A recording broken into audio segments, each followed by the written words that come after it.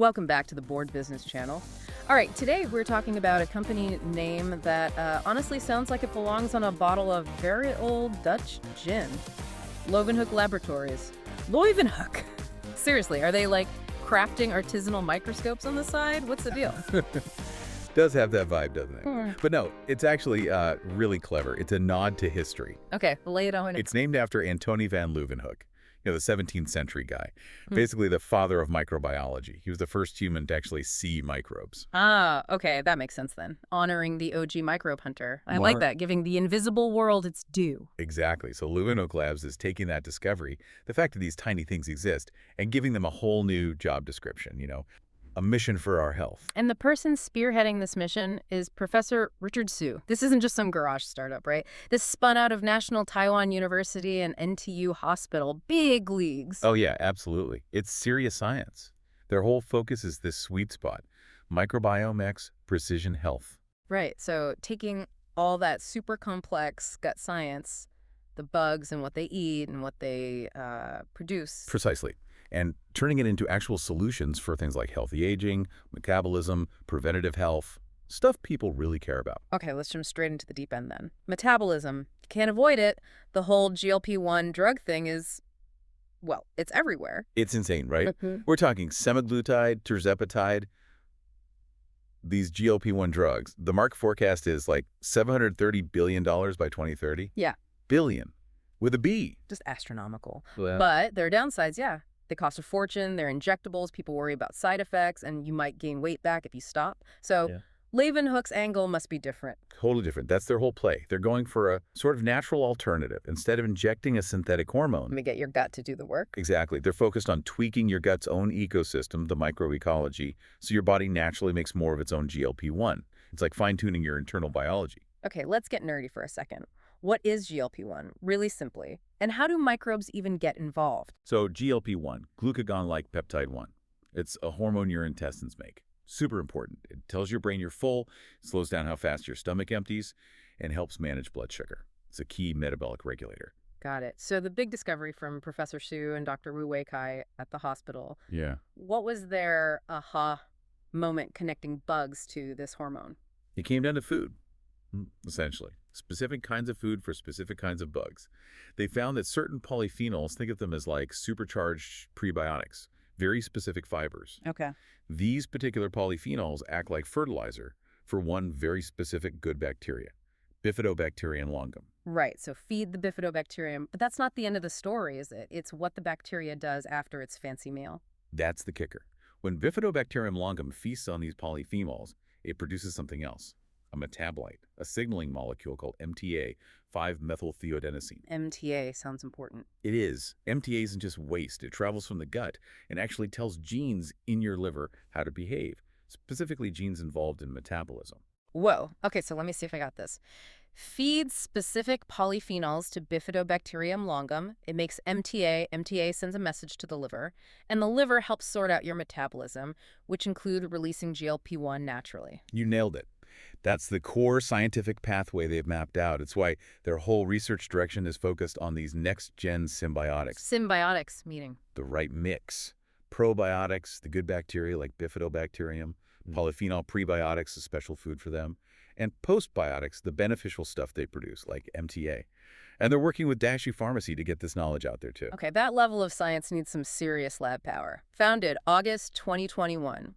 They moved fast setting up labs, didn't they? Super fast. Right out of the gate, they set up 3 core labs, Metabolomics, Culturomics, and Biomedicine. And then in 2023, they added a product development and design lab. Why 3 different science labs? Metabolomics, Culturomics, Biomedicine. Break that down. Think of it like an assembly line for discovery. Culturomics is all about finding and actually growing the important, often rare, microbes. Like, how do we keep these fussy bugs happy outside the body? Okay, the bug farmers. Sort of. Then the Metabolomics is the chemistry department. They figure out exactly what useful molecules, like that MTA, the microbes are making, what's the output? Analyzing the microbial juice. Basically. And biomedicine is where they prove it works. They use advanced models, even special Joan-free mice, to show that what the microbes make actually impacts health, like regulating metabolism. It connects the dots. Gotcha. Find them, grow them, analyze what they make, prove it does something useful. Makes sense. And the star player in their microbial zoo, that's this Akkermansia thing. Ah, yes, AKK, Akkermansia mucinifera. They have the world's largest bank of AKK strains. That's a huge asset. Why is AKK such a rock star microbe? Well, the science on AKK is really strong internationally. Higher levels are consistently linked to better metabolic health, lower obesity risk, better blood sugar control. It's seen as a key marker and potentially a therapeutic agent.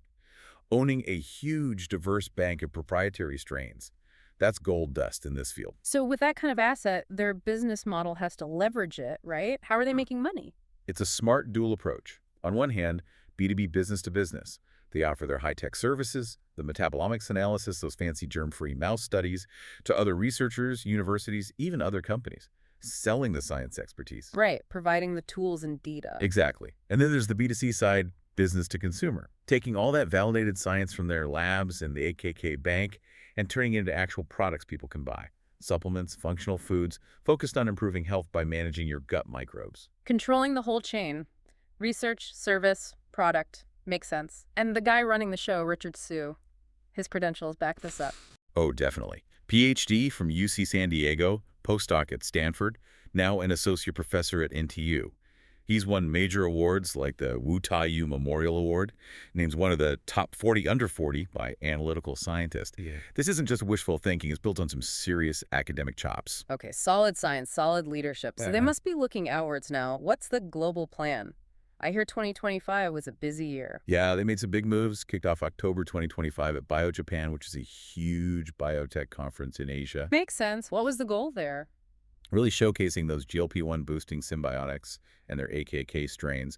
They were looking for partners for clinical research, especially focusing on healthy aging, which is obviously huge in Japan. But the really interesting move announced that same month. Phoenix, Arizona. That seems random. Doesn't it? You'd think Boston, maybe San Diego.